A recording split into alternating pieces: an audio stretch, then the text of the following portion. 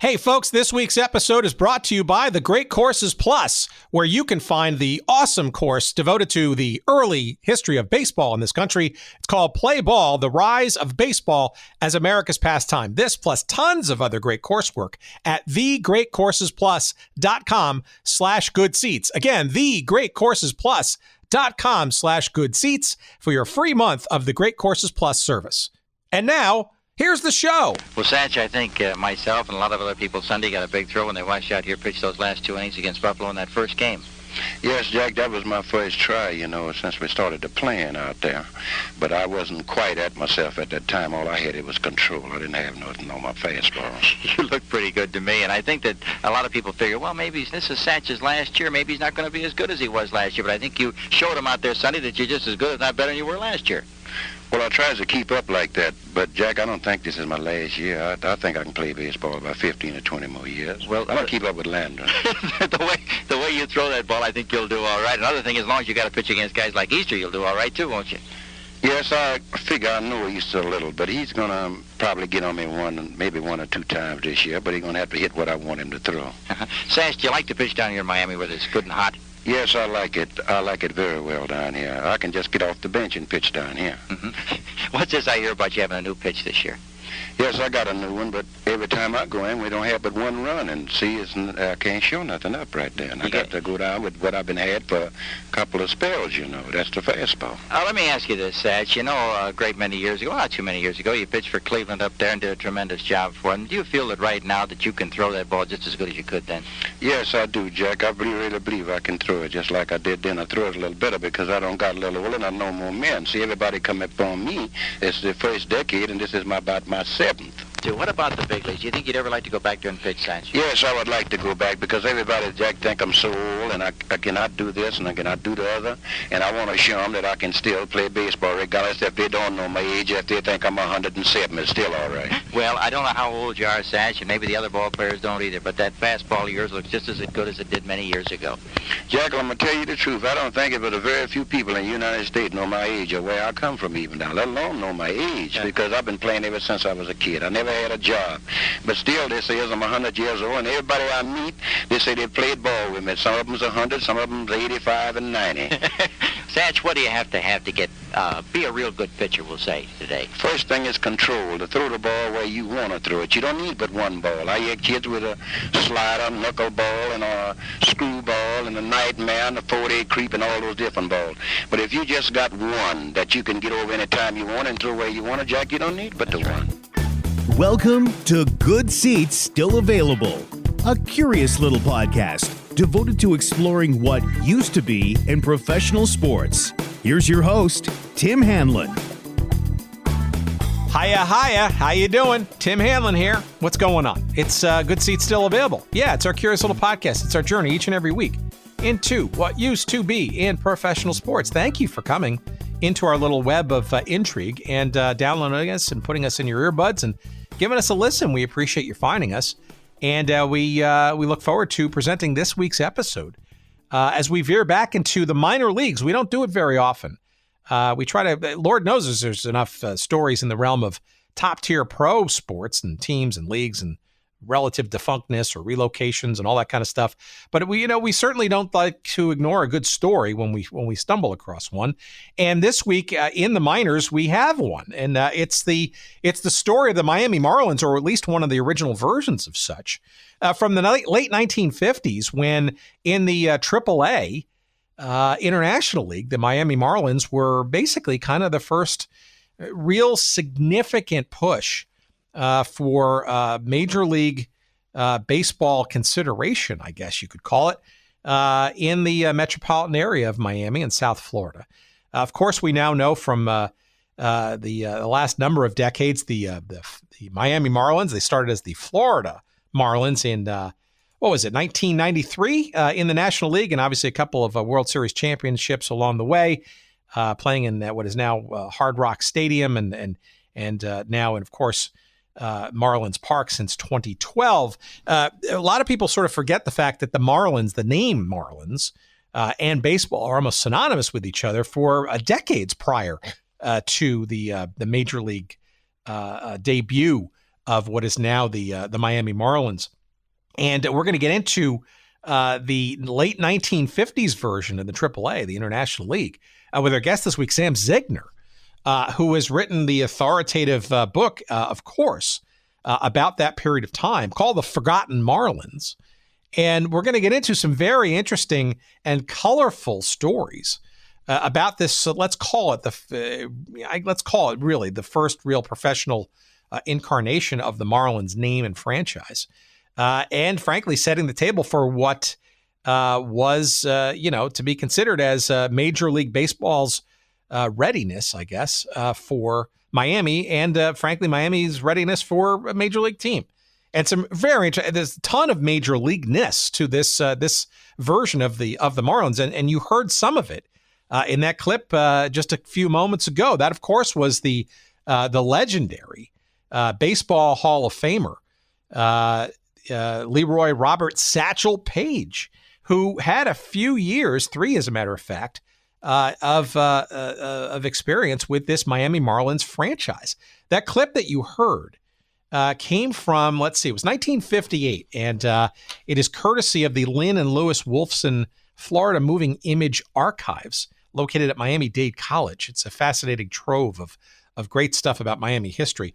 That was an interview that Satchel did with WTVJ Television's sportscaster extraordinaire Jack Cummins in the early days of the 1958 season. This would have been Satchel Paige's 3rd season with the Marlins franchise. And you have to remember that Paige was, obviously a decades-long legend in the Negro Leagues and had a few cups of coffee in the majors prior. But I don't want to say he was on his way down, so to speak. I mean, because it's clear. I mean, if you look at the 1956 season with the Marlins that Paige pitched, he had an amazing year that year where he was, I think it was 11-4 and had an ERA of under 2. He still had quite a bit going on, even though he was in his early 50s. That's obviously debatable. Nobody seems to really know just how old he was overall, nor at the time. But it's safe to say that Satchel Paige was in his early 50s, maybe even inching to his mid-50s at the time. But he still had it. Not just a fastball, but just an amazing array of controlled pitches and unique approaches to playing the game and serving the ball up. And it was dazzling, even in a minor league fashion, with the Miami Marlins. And frankly, I think that was kind of really the last sort of consecutive set of seasons that Paige played. He went on to barnstorm a little bit afterwards and had an interesting little Kansas City Athletic sort of bow of graciousness in one game with in the latter part of the 60s, I think 1965 it was. But Satchel Paige, just one of the very interesting little stories and amazing entrees into the history of the Miami Marlins of the AAA International League. That's our conversation with this week's guest, Sam Zygner, coming up in just a couple of moments. It's fascinating stuff, and it's really, really interesting, and we look forward to presenting it to you in mere moments. But before we do that, we have to, of course, tip our Marlins cap in gratitude to our friends this week at Streaker Sports, one of our longtime sponsors. And we love it when you check them out at streakersports.com, and we especially love it when you not only check them out, but use the promo code GOODSEATS for all of your purchases at streakersports.com, because you're going to get 10% off all of your purchases there. Again, at streakersports.com. They fancy themselves, and rightly so, as the purveyor of sports culture. And you will be amazed and impressed with all of the great stuff that they've got. They've got cool stuff just across a whole wide array of sports stuff. Look, if you're looking for that 1994 Team USA World Cup denim red, white, and blue garish jersey that Adidas put out that at the time seemed pretty cool, but in retrospect is pretty garish for sure.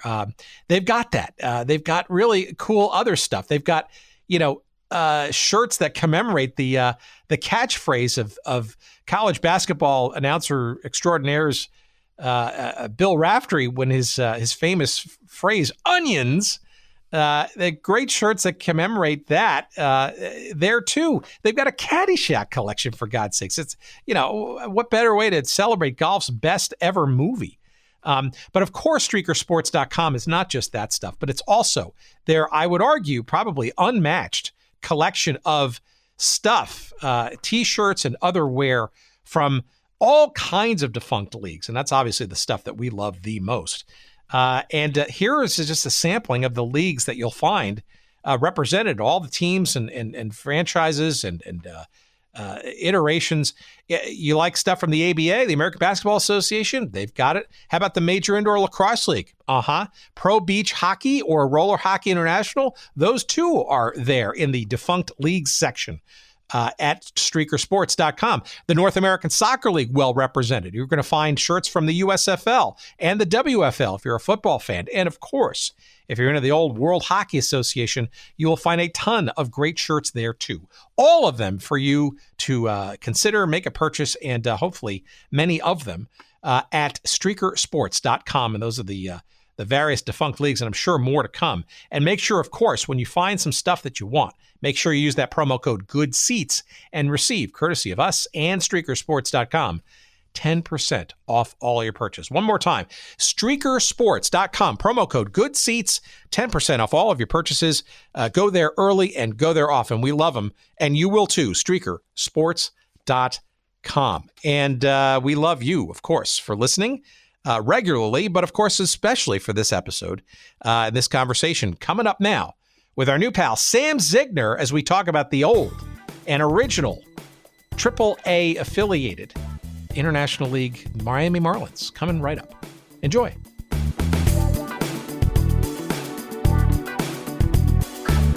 I'm hugely curious. I did not grow up in South Florida. I've been to Miami plenty of times. I certainly know of the, let's call them, with all due respect, the relatively woeful Miami Marlins of the Major League Baseball scene today. But what I didn't know, and I'm fascinated to learn more about, as you have put out in your book, and I'm sure you have a little bit more knowledge even that book sort of implies, is this sort of Miami Marlins franchise name that predated the current version of the Marlins, and in particular, this AAA International League version in the late 50s, which, if I'm not mistaken, seems like it was kind of almost the dress rehearsal for the team that now exists on the Major League variety. Is that a fair way to sort of set it up? Yeah, I think it's pretty fair. Actually, if you go back a little further, when Jose Aleman, who was only 17 years old and owned the Miami Sun Sox, his dad built Miami Stadium, and as a 17-year-old, he owned the team. There was even talk about then of moving up, if not to a higher classification. A little bit of talk about, this going to be a Major League Baseball coming to the city someday.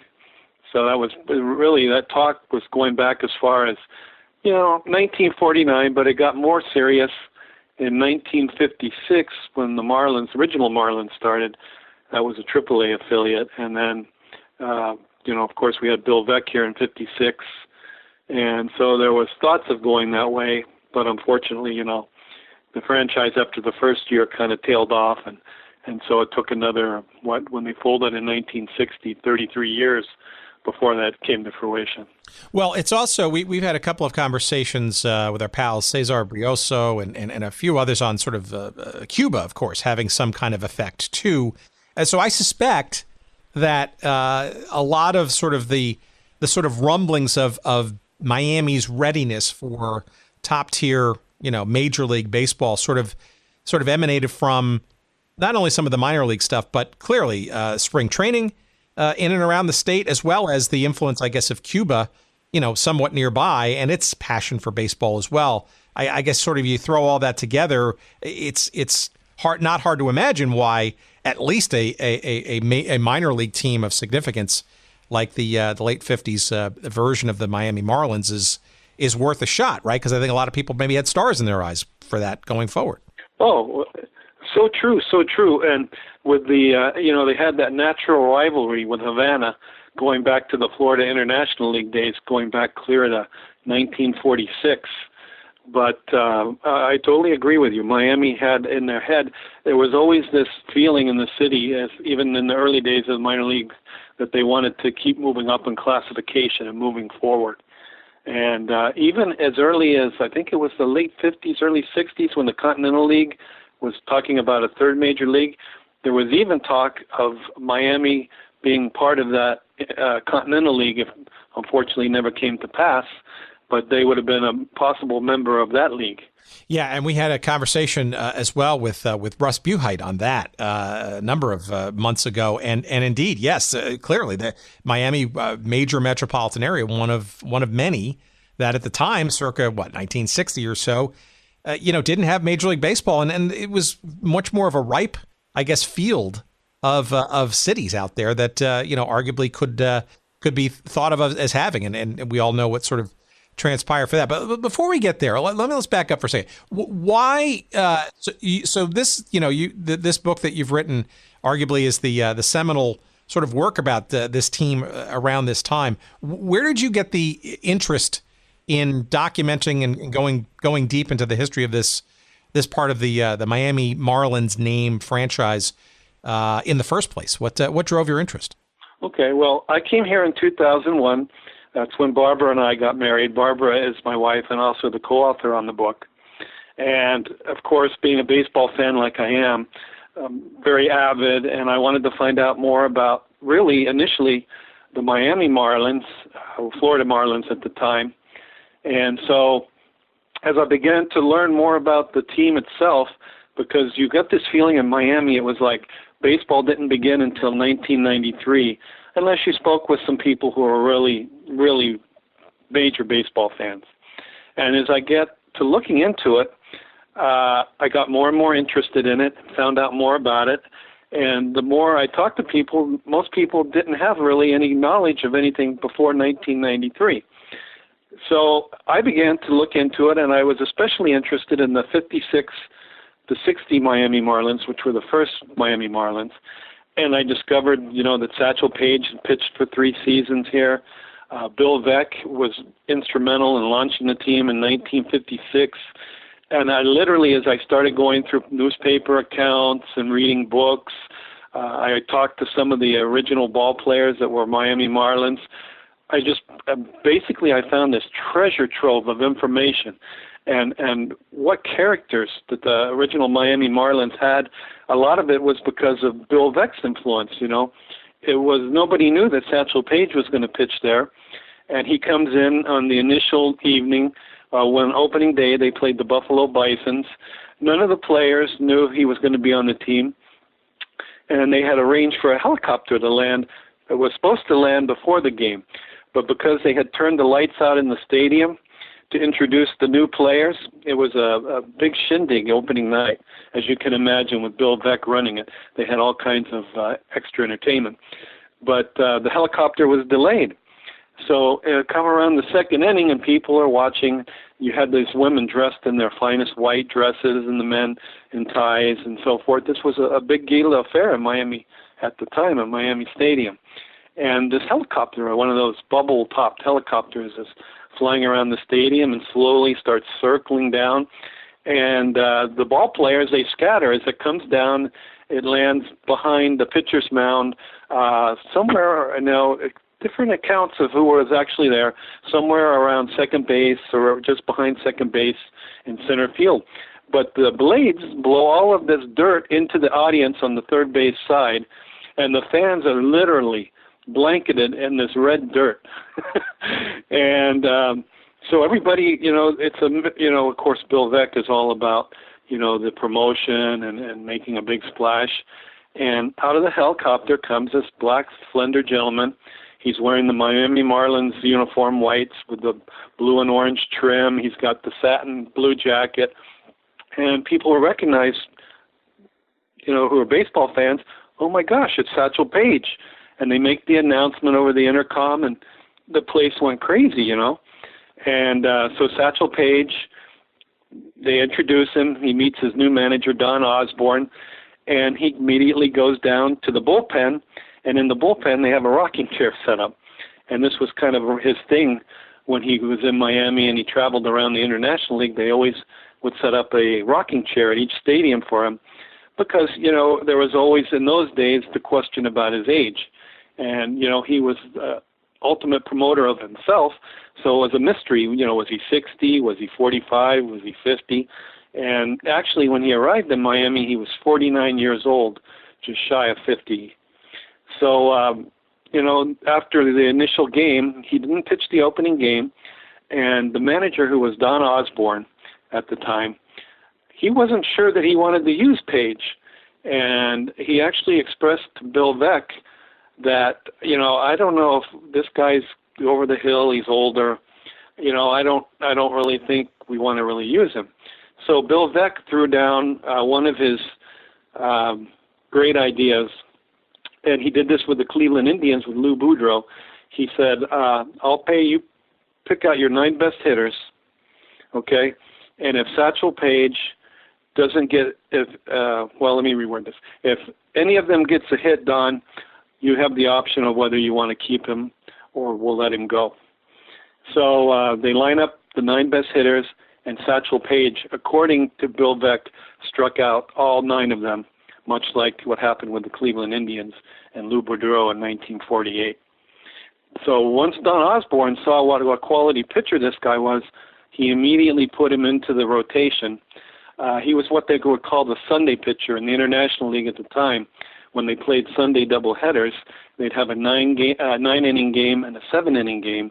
And so Satchel would always pitch the 7-inning game, and then he would pitch important games as the season went on and was used in relief. But the amazing thing about Paige, when he turned 50 that year, by the end of the year, he finished the season with an 11-4 record and a 1.85 ERA for a guy who was 50 years old, which was just amazing. And arguably the best pitcher on the staff.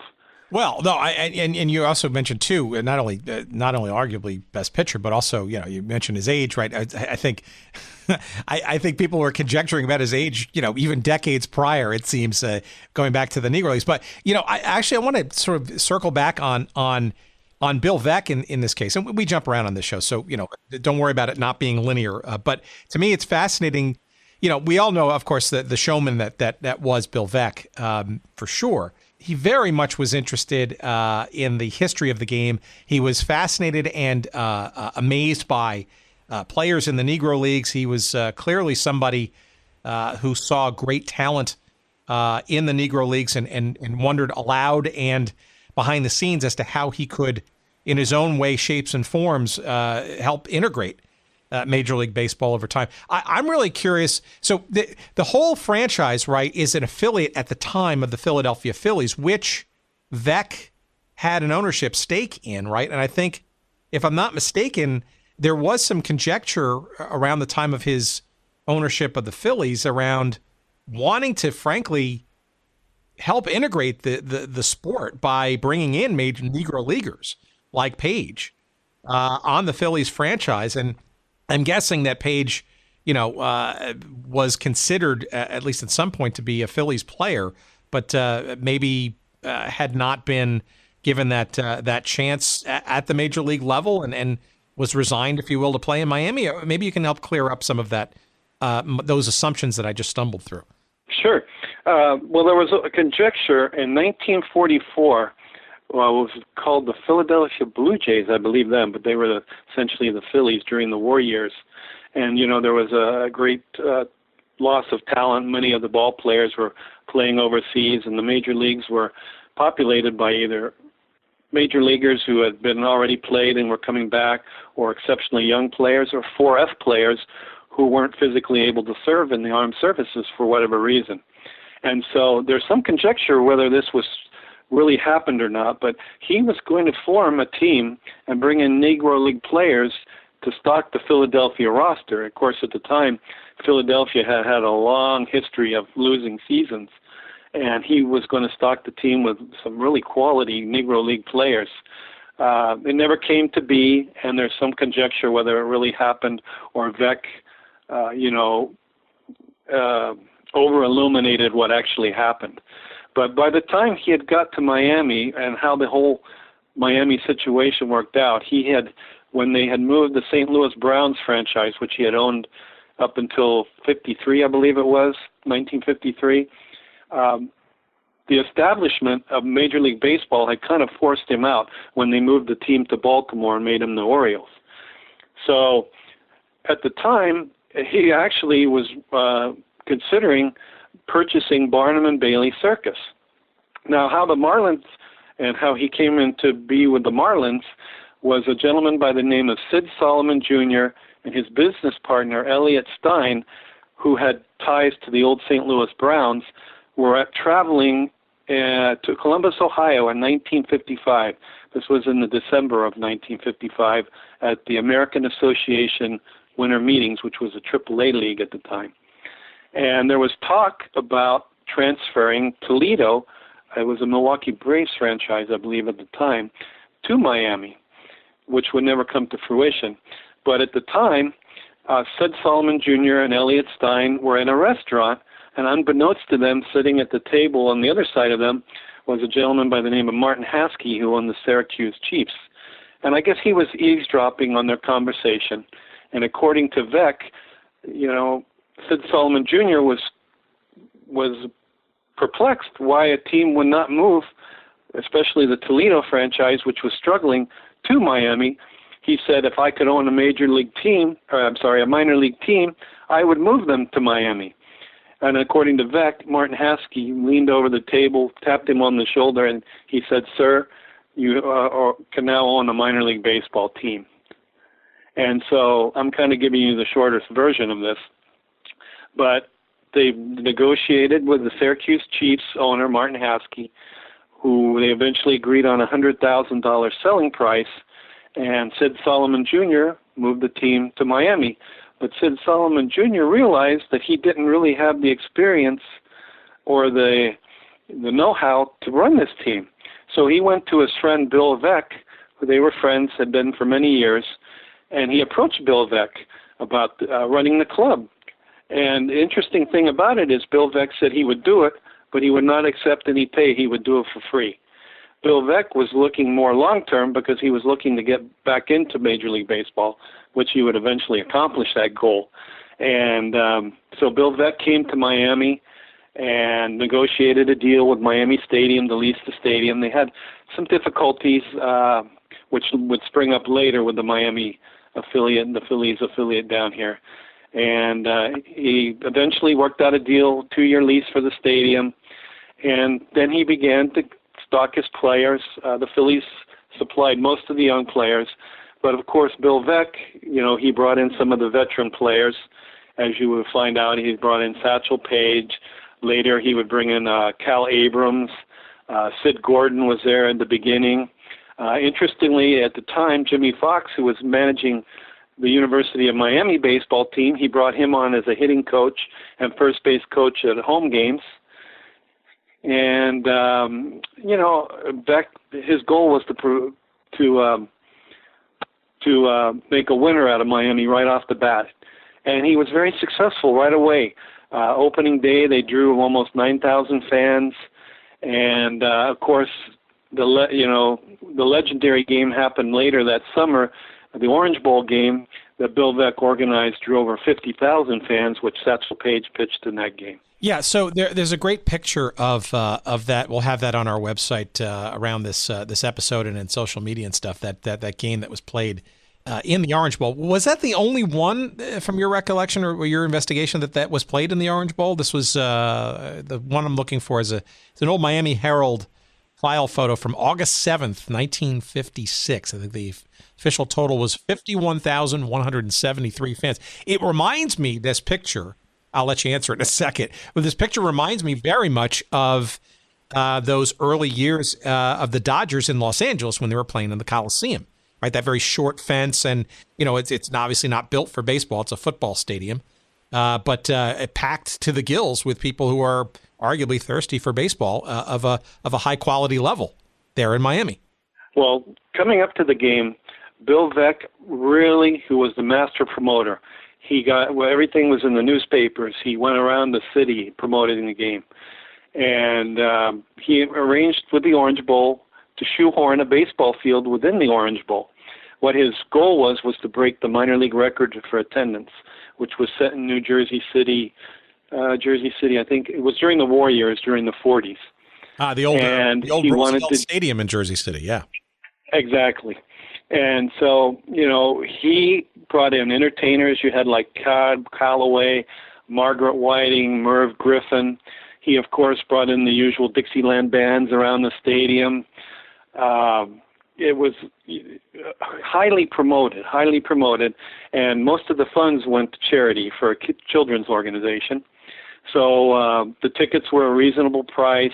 He was promoting Satchel Paige, and it just really took off. It really did. And the people in Miami, the citizens, really got behind this. As you said, over 50,000 people packed into the Orange Bowl. The outfield, they had special ground rules for the game because down the lines it was only like 215 feet. It was like 265 or 275 to center field. And I when I spoke with Bob Bowman at the time, he said that he was playing so shallow in the outfield that one of they were playing the Columbus Jets, hit a ball to him in right field, and he threw the runner out of first base. That's how shallow he had to play.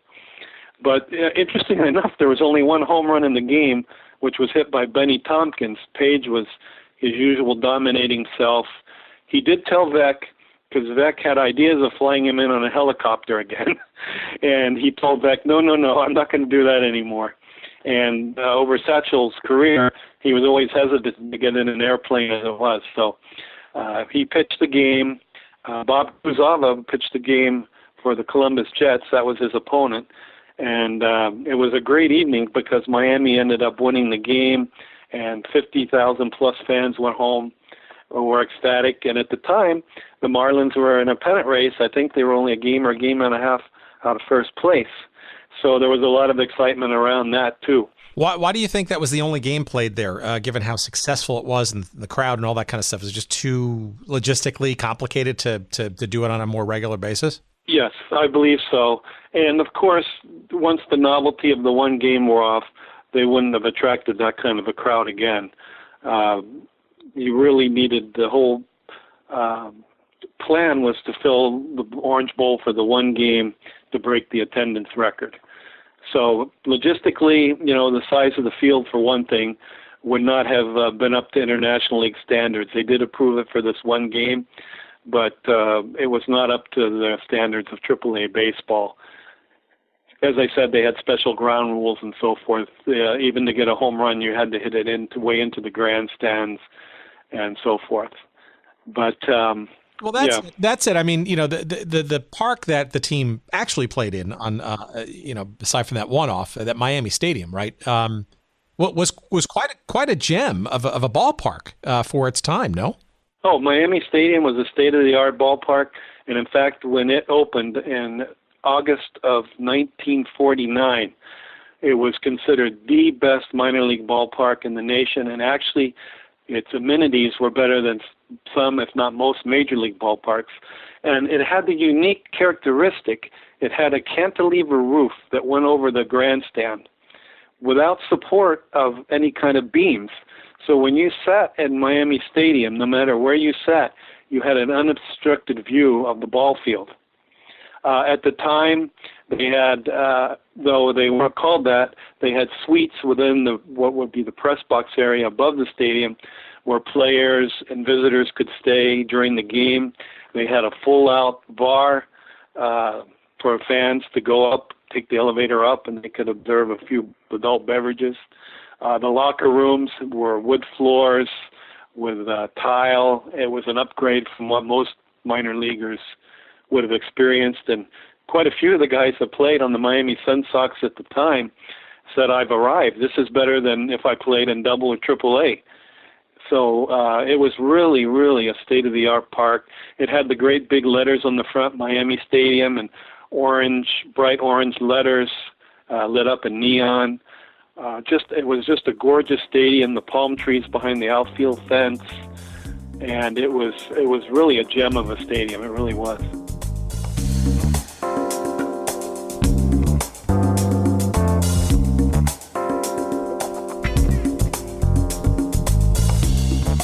All right, time to pay a couple of bills around here. We welcome with open arms our friends at the Great Courses Plus. How can I best describe the Great Courses Plus? How about this? Unlimited video learning with the world's greatest professors. Yeah, it's an amazing video streaming site.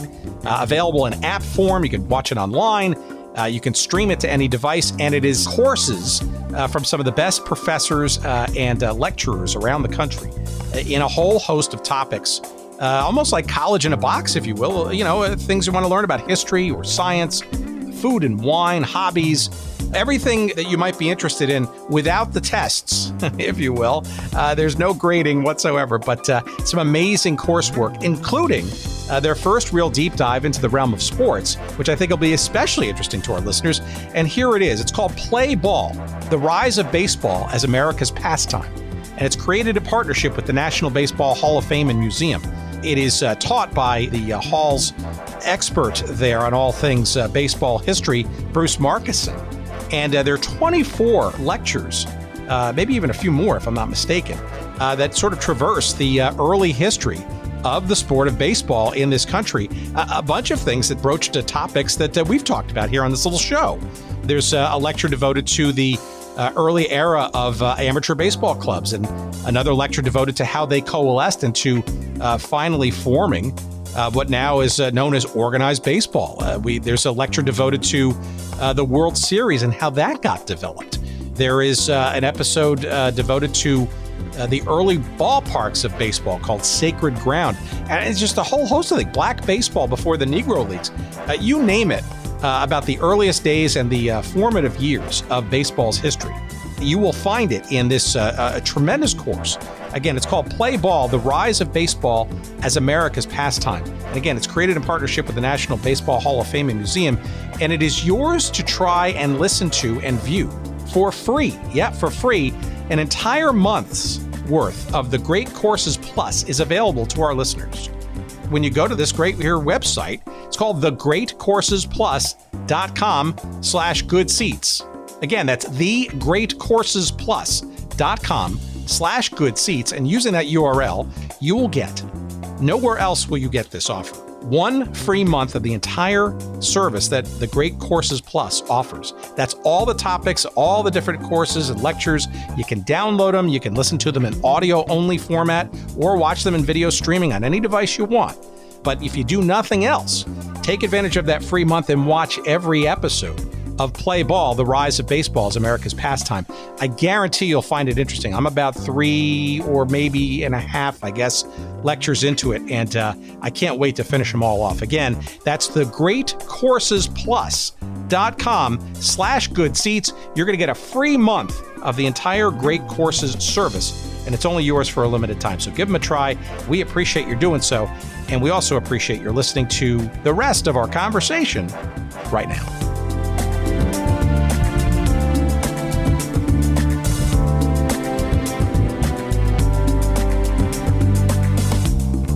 So did Veeck have designs on using this team in the International League as a real stepping stone to a franchise in the major leagues? I know you mentioned the Continental League, which was sort of rumbling around as an idea in the late 50s, 1960.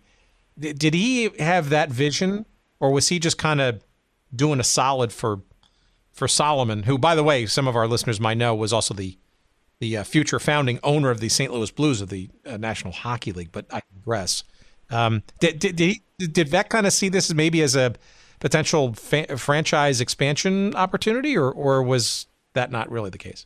I think Veeck, at the time, he really missed being out of the game, but I think he was looking at it also as a stepping stone to get into Major League Baseball, which eventually he did when he bought the Chicago White Sox. I think this was going to be, for him, that stepping stone. I don't think that he had, as far as I know, any interest in participating in the Continental Baseball League when there was talk of a third major league. And, he worked his magic down here. He really did. They drew almost 270,000 fans, which may not seem a lot by today's standards, but in the minor league standards at that time, it was very good attendance. So, I guess the question is that what about then folks in Miami thinking about it being major league ready, right? That kind of success at the top tier of the AAA International League, and some really interesting stuff going on in the Cuban game at that time as well.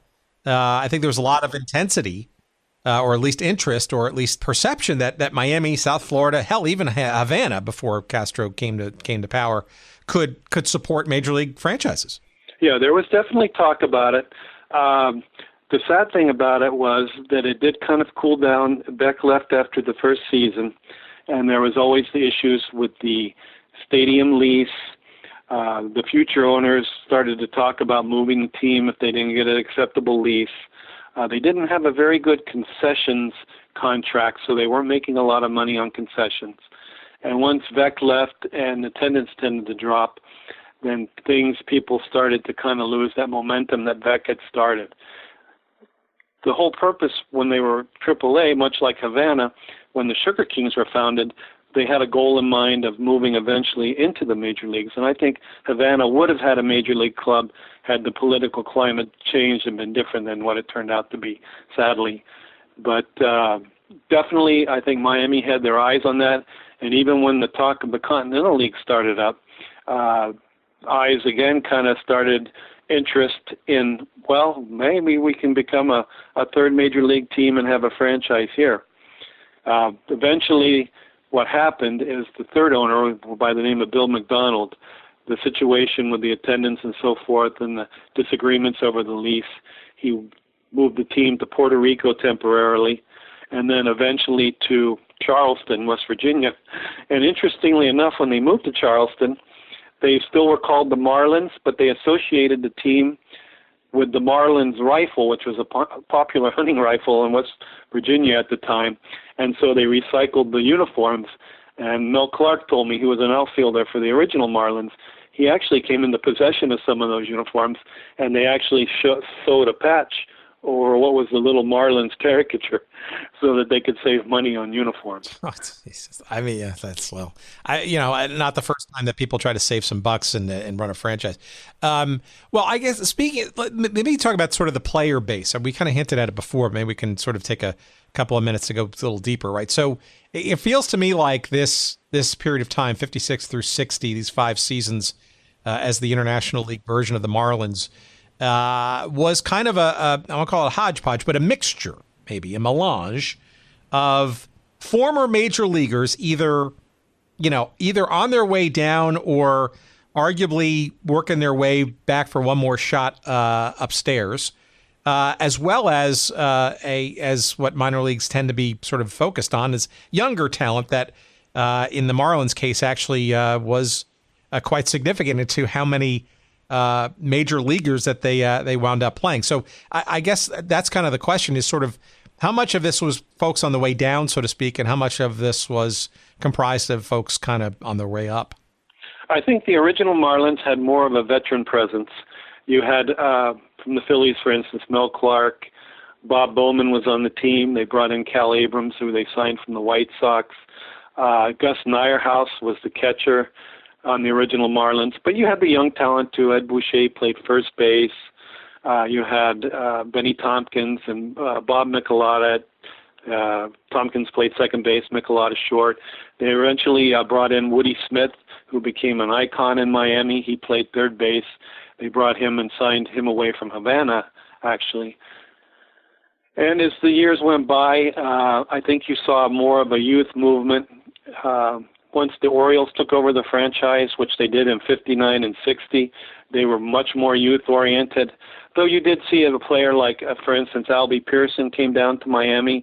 He had hit a bad stretch during his career. He was a Rookie of the Year with the Washington Senators. And thanks to his manager, Al Vinson, who worked with him, he was able to resurrect his career and return to the major leagues.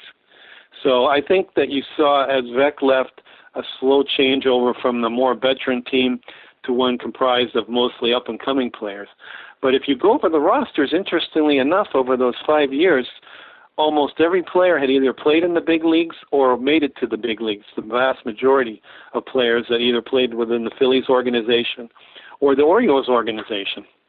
And, even the Orioles organization had some great players come through there, like Jerry Adair, Fred Valentine, as I said. Albie Pearson came through there. And they still had a sprinkling of veteran players. As an example, Mickey McDermott, who was a pitcher, kind of a wild and crazy guy. He tried to resurrect his career and actually did for a brief time out of Miami. So it was always an interesting mix of players down there. Well, you also some names that had some very famous experiences upstairs in the majors, like Darn Cardwell, right? I mean, here's a guy who I think in his debut for was it the Cubs, I guess, right in 57, I guess, or 58, threw a no-hitter. Yeah. First game as a Cub, he threw a no-hitter. And you had one group of guys who I got to mention. Yeah. These known as the Dalton Gang. From 1956, you had Turk Farrell, Jim Bear Owens, and Seth Moorhead, who all eventually went on to big league careers. Turk probably had the most successful. But they were a wild and crazy bunch. And when they came to Miami, I guess in 55 they had gotten in trouble because they had beaten up a sports writer in a bar up in Syracuse. And when they came here, they were known for their antics. And even with Satchel and them would go back and forth. You know, they'd nail Satchel's shoes to the floor, or they'd put cockroaches in his cleats, and Satchel would dump water on their heads. But this was all done in good fun. They all had a lot of fun. Satchel, as you know, was a free spirit. He was a guy that really liked to have fun, and his teammates all loved him. So everything was in good spirits. And the Dalton Gang made their mark on Miami. Of course, they were known for their partying and antics outside of the ballpark. In fact, that season, Jim Owens actually, there was a controversy. He was scheduled to pitch one night, and Don Osborne wouldn't let him pitch because he showed up to the park a few drinks on the south side. So we'll just put it that way. And he came out later and apologized for his actions and so forth. But that Dalton Gang, I guess in baseball history, they made a niche for themselves after they made it to the big leagues too. So, but a lot of that had its roots in Miami. So aside from the crowds, you know, sort of coming in those first couple of years and then sort of fading a little bit quite a bit as the years sort of went on, what was the media seemed to be pretty smitten with this team, right? It was almost like they were Miami's major league team, so to speak. You know, that's almost an extension of what they kind of get to experience during the majors, annual spring training exploits down in South Florida. Oh, very much so. In fact, when you go through the sports pages of the time, right up until the team left, they were at the front of the sports page all season long. And you would get biographical articles that were written, stories. There was a lot of, behind-the-scenes notes. Very much so out in the forefront. And this really carried clear back to baseball's beginnings in the Miami area, going back to the outlaw leagues of 1913 and 14, and the first official minor league team, the Miami Hustlers in 27, and even the Class C and Class B Florida International League, which was bred out of the old Florida East Coast League. You had the Miami Sun Sox and the Miami Beach Flamingos were front and center on the sports page. And that carried right on through until the Marlins, 56 through 60. And the coverage was as good, if not better, than Major League Baseball. In fact, when you would go through the sports pages, they actually were ahead. They were more out front than the Major League games were many times. Why do you think then, given all of that, right, you've got some quality play, you've got quite a bit of hype, certainly in that first season under Veeck. People like Satchel Paige, who played, 3 seasons with the Marlins, all that media coverage and attention. So what happened then? I mean, it's 5 years. It seems like you had a lot of good momentum and a market arguably well-moneyed and full of fans that would likely on paper be ready to support some type of major league franchise. What kind of happened near the end there in 1960 when, it would seem like to the outsider looking back that Miami would have had a shot to kind of go to that next level? I agree. But what happened is after the first season, Sid Solomon sold the club because of health reasons. And George B. Storr bought the club, and he invested a lot of money in the club. He was the head of a communications company. A lot of money backing the Marlins. He wasn't afraid to spend bucks on the team. They brought in some talent that, like a Virgil Trucks, they thought was going to be very productive and wasn't. Some of the moves that they made when they brought these veteran players in didn't materialize. But a lot of people were turned off by the constant bickering over this in the off season of the stadium lease and the team threatening to move if they didn't get an acceptable lease. They were always negotiating back and forth. Once the first season passed, they had losing records the following 4 seasons, though they did make the playoffs the second season despite a losing record. And so they got fan apathy. In studying the history of Miami baseball, going back to the beginning, there's almost this pattern. There's this initial excitement of the team, and you have a real good attendance during the first year, and then things kind of taper off. And in Miami, it's unique here because there are so many distractions here, too. Back in those days, you had highlight and horse racing and the dog racing and the beach and entertainment outside of the ballpark. So the Marlins were always, and the teams in the past, like the Sun Sox, Flamingos, so forth, were always competing against these outside distractions of entertainment. So it was always a challenge. Now, Bill Veeck was able to overcome a lot of that when he came, but he was a unique personality. But the main issue was, as I said, the constant bickering back and forth and dealing with the stadium issue and the threats of moving. That always played heavily on the fans, and people, it kind of hurt the loyalty aspect between the fans and the franchises, because it was always, well, are they going to be here next year, and do I really want to invest in this? And so eventually that's what led to the demise of the Miami affiliation right there.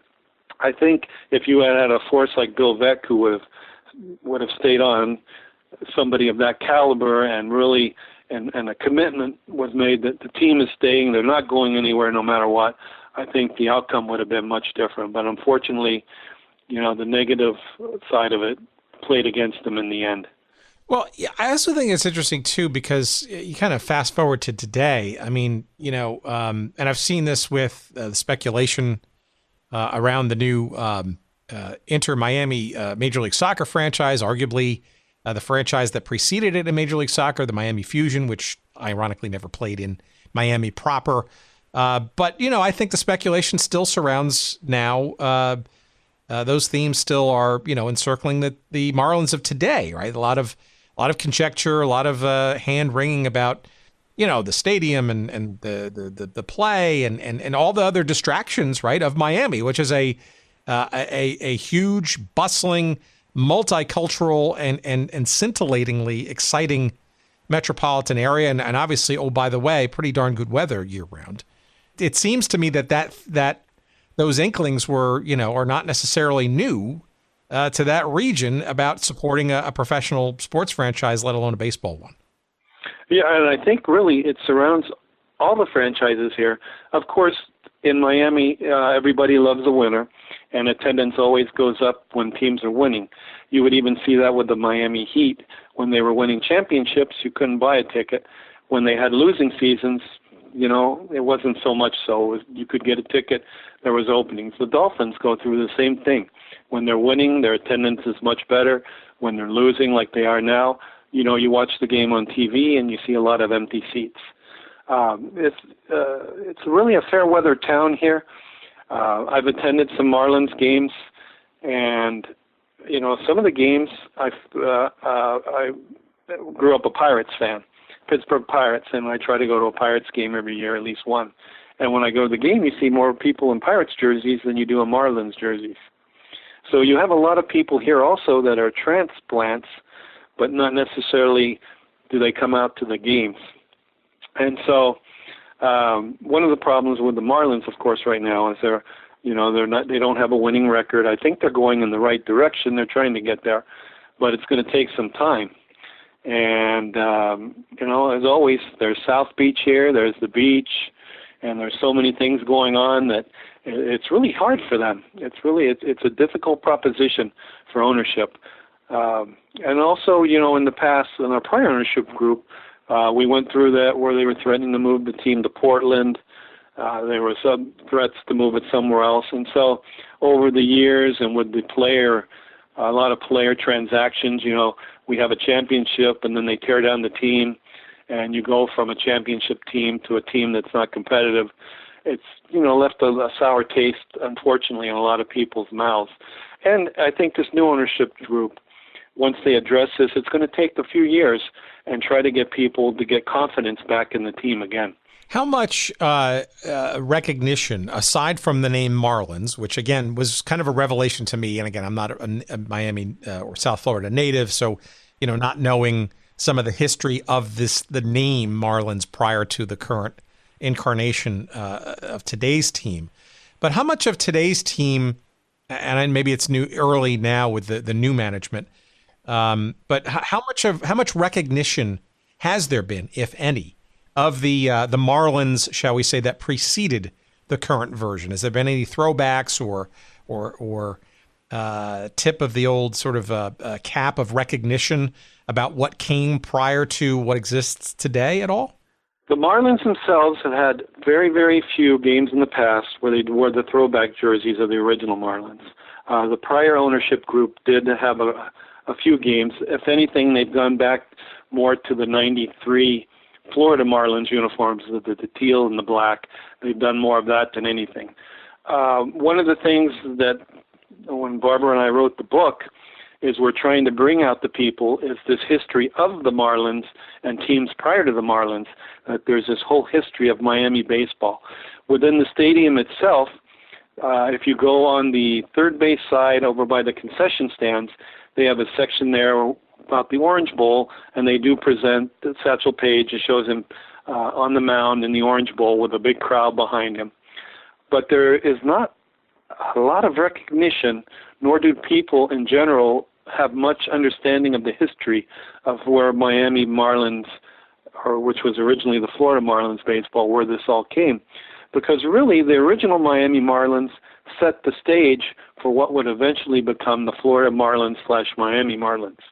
And that's where really people started getting in their minds, in addition to spring training, one day we're going to have a major league team here. And though it took several more years after the original Marlins left, that seed was planted, and eventually, of course, in 1993, we finally got a franchise here, the Florida Marlins. So you mentioned at the top of the show, and this is not the first time we've heard this rationale about why people, have devoted time and effort to either write a book or investigate its current fandom, and wondering what was prior to, and the curiosity behind that. That there's something genuine and pure about that, right? And not necessarily, looking at it solely as an historical exercise. But I guess what I'm curious about is when you began this journey to kind of go back and sort of explore what preceded today's Marlins franchise. What did you learn that I'm sure some of this stuff was pretty straightforward and basic, and teams and players and the generic sort of baseball lore. But what things kind of stood out, or did you discover that really surprised you when you were going back and looking at the history prior, in particular this International League version back in the late 50s? Anything that jumped out as kind of unique that kind of really raised your eyebrows when you were going back and doing all the hard work to find out about it? Oh, it was literally a treasure trove of information when we started digging into it. And when you started discovering some of the players who passed through here, some of the issues that baseball dealt with over the years. For instance, when I'm speaking with Maury Wills was in here down in Miami in 1953, and he roomed with Clyde Paris. And segregation was at the time. They had to stay separate from the players when they traveled, separate from the players when they were in Miami. And he told about the obstacles that he had to overcome dealing with segregation and being separated. One of the great stories was a shortstop, Chico Fernandez, who eventually played in the major leagues with the Brooklyn Dodgers, Phillies, and Tigers. He talked about, he was on the 52 Miami Sun Sox, and he was a Cuban ball player.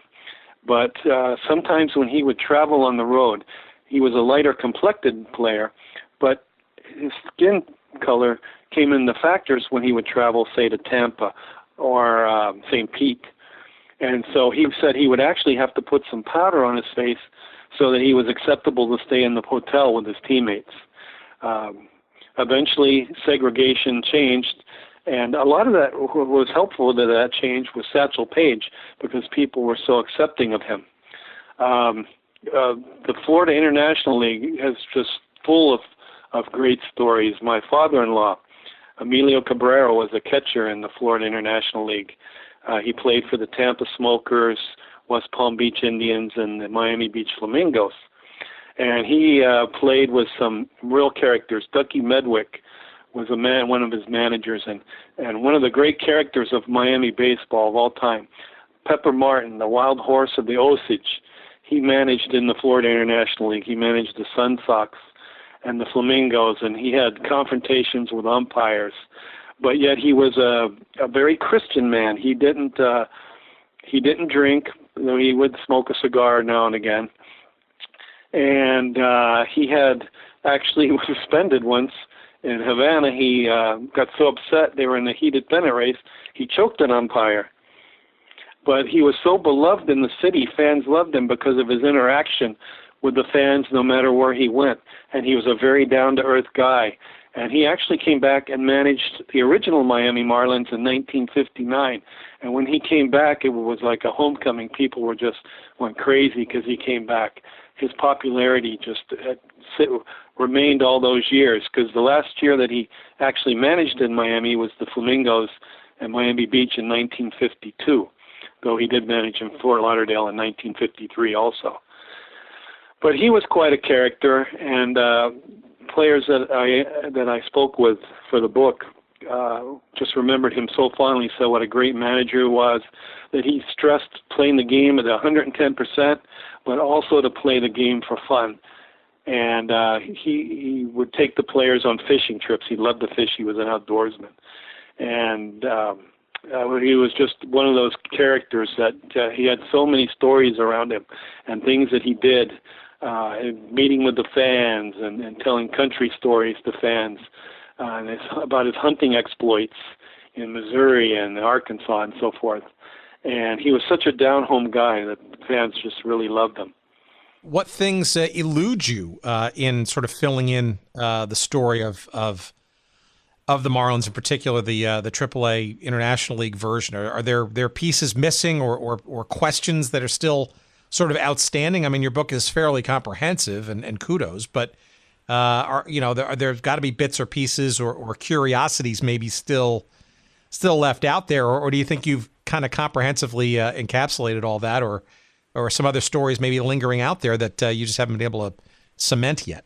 Well, there were some stories that when I spoke to different players who had played on the team, of course, there were certain stories that they asked that I not share with my audience. Ball players, they live an interesting life. You had your groupies and so forth, so I didn't go into any of that into the book. When I wrote The Forgotten Marlins, which is the first book, I wanted to do it more as a tribute to the original team. There was, a lot of funny stories, a lot of them surrounding around Satchel Paige. Satchel was a very free spirit, and there was games that, say, he had pitched the day before that he didn't come out to the park. He would only come out to the park when he felt like it. He would listen at home on the radio, and he'd tell his wife, Lahoma, well, I think they're going to need me. I'm going to have to go in and pitch relief, and he'd show up around the 5th or 6th inning and start getting ready to play. He didn't like traveling on an airplane or going to Canada much. He really liked the warm weather much better than the cold weather, and he especially didn't like Toronto, and he had some issues up there, and I tried to uncover exactly what his issue was in Toronto. He would refuse to sit in his rocking chair there. He would not do it. He'd do it at every ballpark but there. So apparently, at some point in his career, he had some type of a negative experience that he wouldn't join in on that. But he had a good friend, Luke Easter, who also played in the International League. And sometimes Satchel would travel by car to games, where his team would fly charter flights to Havana, or they'd fly to Montreal or Buffalo, wherever they were playing their next games. But Satchel a lot of times would drive a car, and him and Luke Easter would trade cars. One of the great stories also about Satchel I got from Whitey Herzog, that I forgot the park now, it's not coming to me, but there was a hole in the fence. And when Whitey first came down to Miami, he was very curious about Satchel and his legend. So him and Dick Bunker, who was a pitcher on the Marlins at the time, were in the outfield, and this hole in the wall, basically, on the outfield wall, if a player on an opposing team or home team would hit a home run through the hole, they would get $10,000 in cash. Well, of course, the hole was not much bigger than a baseball. So Whitey approached Satchel about his legend and so forth, and they made a bet between each other, and it was a bottle of Old Forester. And Whitey says, I'll bet you can't put the ball through that hole. So they measured off 60 feet, 6 inches. And Satchel, I don't think he even threw a warm-up pitch. And the first pitch went up, burred around in the hole, and came out. And Whitey was amazed that he even did that. The second pitch, Satchel put it right through the hole and got the bottle of Old Forester and won the bet. It's amazing. I mean, and obviously the career of Satchel Paige, goes above and beyond those 3 years that he was with the Marlins. But look, you got to think that what a combination of a player and a legend and frankly a star attraction. That in the middle of Miami, which is just arguably an entertainment capital in its own right. It must have been magical. And we actually started the show off with a clip that we found from the archives down there at Miami-Dade College of an interview he did. He clearly had the gift of gab as well, and he was just an entertaining personality beyond just his amazing feats on the baseball diamond. Oh yeah, and he knew how to market himself before that was even popular with ball players as it is now. And Satchel was beloved in Miami. That's where many players like Woody Smith, who was another one who was really revered. Satchel, one of the great things of his career when he was here in Miami, and a lot of people didn't know this, was he also did a lot of things with the kids in the area. You might find it on YouTube or on one of the channels there, him showing the kids how to pitch and so forth, and he had photos. But Satchel didn't put that out there, but he did things like that in the community that didn't get a lot of publicity. And, I heard so many stories where Satchel would talk to the kids at the ballpark, and he would do a little exhibition at where the relief pitchers, the bullpen. And as an example, Gus Nyerhouse, who was the catcher on the original Marlins, he would tell him, to go down 60 feet, 6 inches, and he'd said, put something on the ground for home plate. So Gus would put either a gum wrapper or a hot dog wrapper on the ground, and he'd just hold his glove in a position, and Satch would hit it just consistently, 10 straight times. Gus wouldn't even have to move the glove. So at this time in Satch's career, of course, his fastball probably didn't have the same zip, but he really pitched on guile and control. Everybody said that they couldn't believe the control he had. I mean, without even warming up, the catcher wouldn't have to move his glove. He would hit it 9 out of 10 times. It was amazing. All right, I got to ask you this one last question, and I'll let you promote. In your efforts, in your search of history, I got to think you came across a bunch of pieces of memorabilia and such along the way. Have you found yourself collecting and hoarding some of those things, or is there a place where one, if one is in the South Florida area, one could actually see probably the best array of original Marlins stuff, or is it kind of scattered out there, or is it frankly there isn't a lot of stuff? No, in fact, when you go back in time past 1956, it's very difficult to find anything. I do have a Miami Sun Sox program from '52 when they had the great pennant race between the Flamingos and the Sun Sox. I have a Miami Beach Flamingos program from the '50s, and I have some photos, but I haven't collected a lot of memorabilia. I did interview several of the players, spoke with them when I was doing the book, and Barbara and I were working on it. And so I have a lot of great memories from those interviews that I recorded on cassette tape. I'm a little bit old school. I use cassette tapes. And, just the memories of talking to these ball players, such as Gene Zabrinsky and Bill Enos from the '46 Sun Sox. Zabrinsky played third base for the Flamingos. Getting to talk to like Maury Wills and Gale Wade. So many of these players from those days, it was just fascinating to speak with these guys. And the original Marlins, when I did the book, so many of those guys that I got a chance to get to know and talk to. We recently lost, in fact, Jim Archer, who pitched for the later version of the Marlins, pitched for the Kansas City A's. What a great guy. I mean, just the memories that I can take from some quality people such as Jim, and getting to know different guys like Mel Clark, Bob Bowman, Albie Pearson. What a character. What a great guy to talk to. When I got to speak with, going back to Maury Wills and him sharing his experiences, one of the great things that came to light, a lot of people don't even know that Maury Wills played in Miami. And even Satchel Paige, so many books have been written about him, and not a lot of people know about his Miami experience.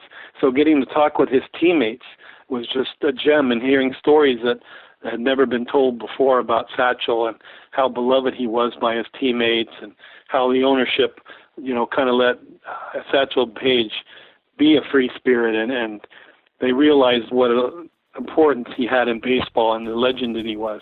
It was phenomenal. I kind of wish I would have collected some more memorabilia, but it is very difficult to come by, surprisingly.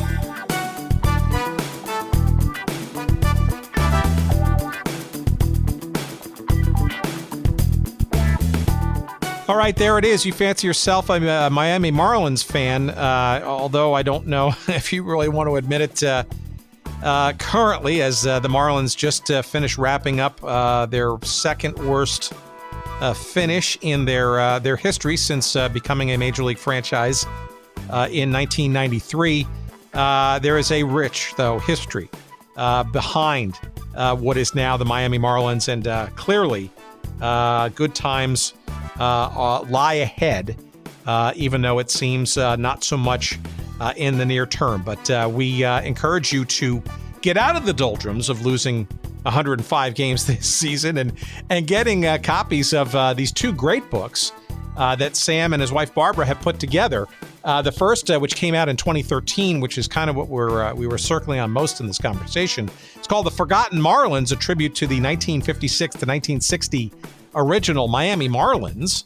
That, of course, was published by Scarecrow Press, and I think is an imprint now of Rowman and Littlefield.